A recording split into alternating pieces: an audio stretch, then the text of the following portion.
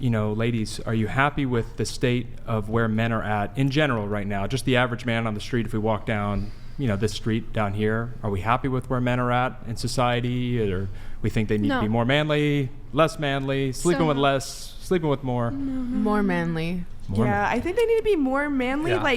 So when people say toxic masculinity, I honestly feel like that's to water down the masculine energy men have and make them more feminine, that Timothy Chalamet guy or Harry Styles.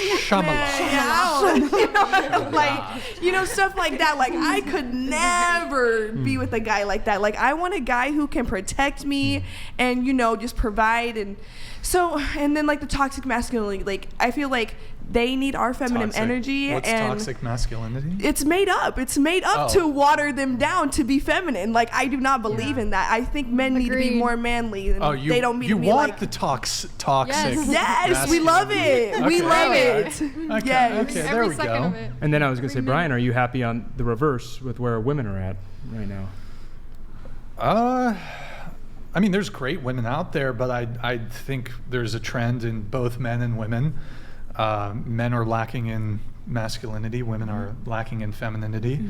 I think there's a lot of degeneracy and I think you have men addicted to. I think then that's something that you guys are on a crusade against, and then or helping men with at least. And women are, and also men are, very. I used to play video games, but I think a lot of men are suffering additionally from video game addiction. Maybe that's your next who knows thing. Well, I was going to say, because we all have this moral relativism. I can never say that word correctly, but just you have an idea what you think is right. You have an idea. You have an idea. You have an idea. And it's interesting, as we were preparing for this, just going back to what do we believe? Where is our morals coming from? We all have this natural law in our heart of we know what's right, we know what's wrong. And when we look back, we said we got to go to the good book. We opened up the Bible and we're looking at things like don't have premarital sex, don't be committing adultery, don't be sexually immoral, threesomes, you name it. And we looked at, why is this the case? Why is it we shouldn't be having premarital sex? And it was interesting just writing down, why would God say something like that? And we looked at, don't want to get pregnant before, don't want to have an STD before, don't want to bring shame to the family, don't want to bring something hard into the relationship. And also just especially, and this is my cry to you guys because I care about you guys, of the whole idea of, you're working with these boyfriends, but who knows who they are because we don't know the names, we don't have IP addresses, and if there's somebody in their basement and they're saying, hey, I can lock her up and keep her down there, and it's just, it frightens me, and I care about you guys, and so I'm glad we're just getting to be here. I get to say something like that, but just coming back to where do we all draw our moral standards from? Because Brian's saying 10 women is fine, maybe one, maybe OnlyFans, maybe not OnlyFans, and some people are saying virgin, and where are we drawing these things from? And then bigger than that, is it working for us in society, or maybe should we start looking back to the good book instead? I think the Bible's made up, and I think the 10 Commandments honestly was just something to kind of scare us into being good, into but I also feel like the Bible and the 10 Commandments is kind of like a coping mechanism for some people to just live day to day and be good, do that, you'll get to heaven when you die. It's kind of just some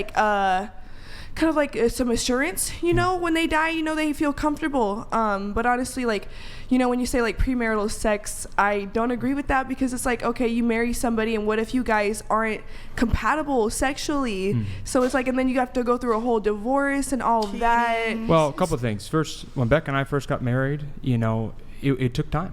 It took time, and that's one of the beautiful things about marriage is exactly. I ain't going nowhere, you ain't going nowhere. We are iron sharpening iron. We are improving each other, and that's a really, really cool thing. And there's this interesting stat of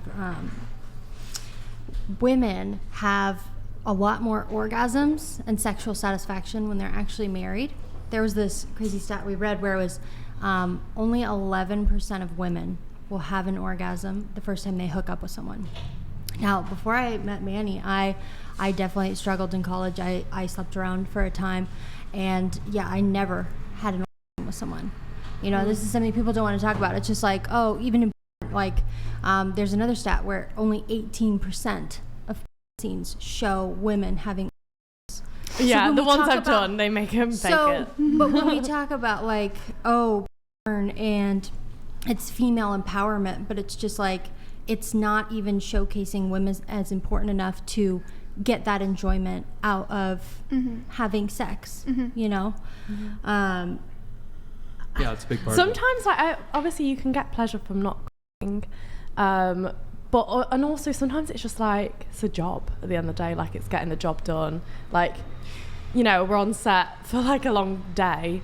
You're not going to be like sat there for 20 minutes, I don't know, trying to make yourself Gosh, orgasm. I want to come back to the Bible thing for just a second, just because that was one thing of coming on and being in front of millions of people potentially like, what do you believe? And looking back at it, it was a very interesting thing. One of them was, we have to have objective truth, right? So you can't say my truth is the truth and your truth is the truth and your truth is the truth, because how do you know that to be true?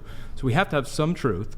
One of the things that atheists have said is that space, time, and matter, bam, the Big Bang. So if there was no space, time, and matter before, something had to be before. So some God, something had to be there before. And then we look at, could a miracle happen? Well, if God could create the world, then he can make miracles. And then you look at Jewish writers who were talking to Jesus, and Jesus saying, I'm the Son of God. It would be blasphemous for them to make this up. Just the whole idea of, hey, this guy, he died on a cross, took our sins, rose from the dead, performed all these miracles.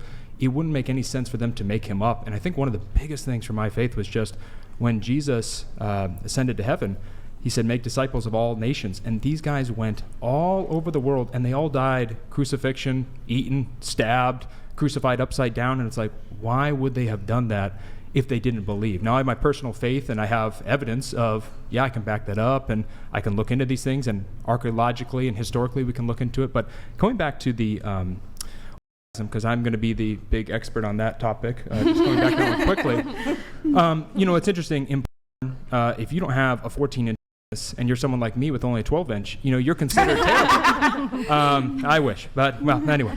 But the whole idea is, you know, you are shamed and you're never going to be able to please a woman. And the fact that, 75% of women can't even have an orgasm. About 70% can't experience orgasm from vagina sex. And it's interesting because if we just want to have orgasms, if we just want to do that, well, we can all jerk off to, we can all grab the vibrator, we can be by ourselves, and we don't need to be by anyone. And that's, you know, coming back to the original point of one of the things with men in this world, 63% of men are single by choice under 30, going, I got my girlfriend right here, I got my everything right here, I got my gambling, I got my weed, I got my alcohol, why do I need to go out and procreate? And it's crazy because we got a 1.6% birth rate right now. I'm doing my job, we've got our third on the way right now, and so we're trying to keep the earth populated, but it legitimately is a scary thing of this world could go extinct. So that's why when we look at the married men watching, going, you got to handle these problems. We can't be having more divorces. We can't have more single men saying, I want to stay single, I want to stay with you. Is, you know, I want you guys to make money and be able to survive and do all those things. I don't have a problem with that, but